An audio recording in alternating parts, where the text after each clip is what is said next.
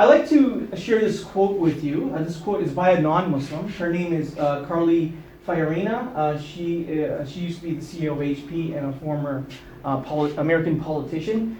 Who she is does not validate the quote itself, but the quote is an accurate one, and I like to share that with you. There was once a civilization that was the greatest in the world. It was able to create a continental superstate that stretched from ocean to ocean, and from northern climes to tropics and deserts. Within its dominion lived hundreds of millions of people, of different creeds and ethnic origins. Its military protection allowed a degree of peace and prosperity that had never been known.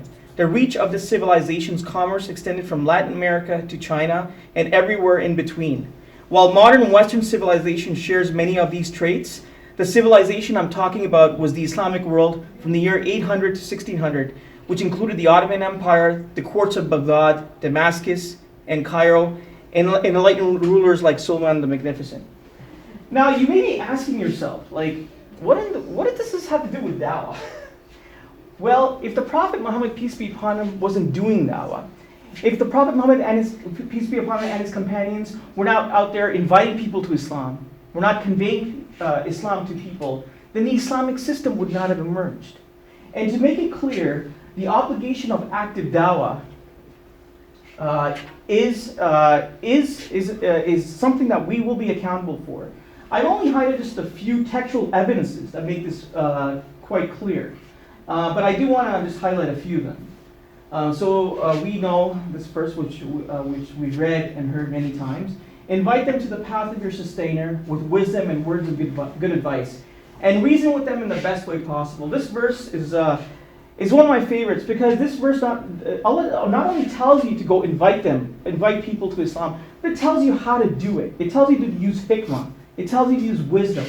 So for example, when you're speaking to an atheist, that's a different context with when you're speaking to someone who's from a Christian background.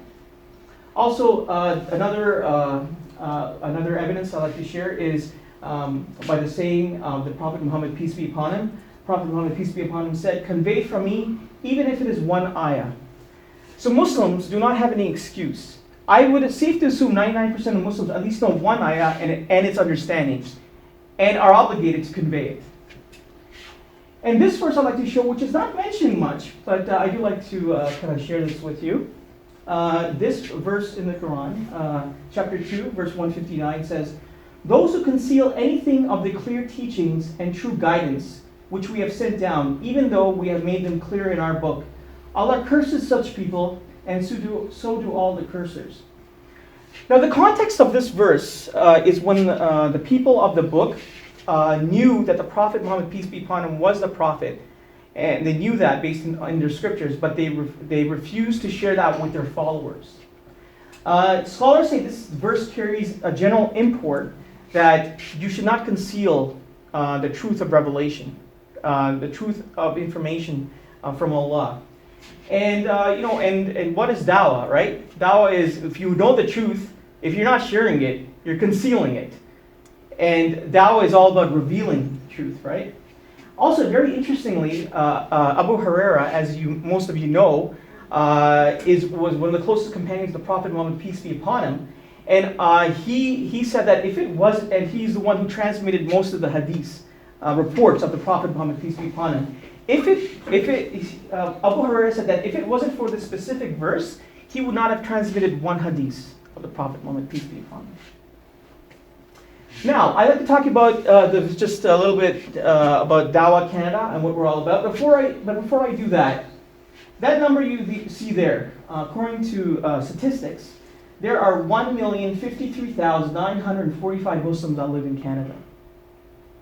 If all of them were doing active dawah, I'm pretty sure we'd see the fruits of it already, right? We'd see the consequences of it already, but it's not happening. But even if a quarter of those Muslims were doing active dawah, it would still be very significant, okay? And as I mentioned, Dawah Canada, we're a street dawah organization. So we understand there's many forms of active dawah. So you can talk to people, your friends, your colleagues at work. You can talk to people when you're shopping. But we are making a case that in this context, street dawah is one of the most effective ways to do dawah. Okay, so just to share why that is, right? So when you're at work, when you're talking to your fellow colleagues at work, right, you're still constrained by the work you're doing. So you can't really effectively do dawah at work.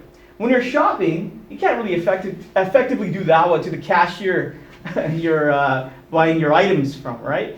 But street dawah, what that allows you is to, in a very free manner, you can talk to your fellow human beings on the purpose of life and just get into what Islam says, right? So it's street dawah. And actually, I was just reading this just a couple of weeks ago. Actually, street dawah is actually a sunnah. If you look at the seerah of the Prophet Muhammad, peace be upon him, in Mecca would be in the streets, in the bazaars, conveying the message of Islam, right? That knowledge alone is enough for you to be out there and talking to our fellow human beings about Islam.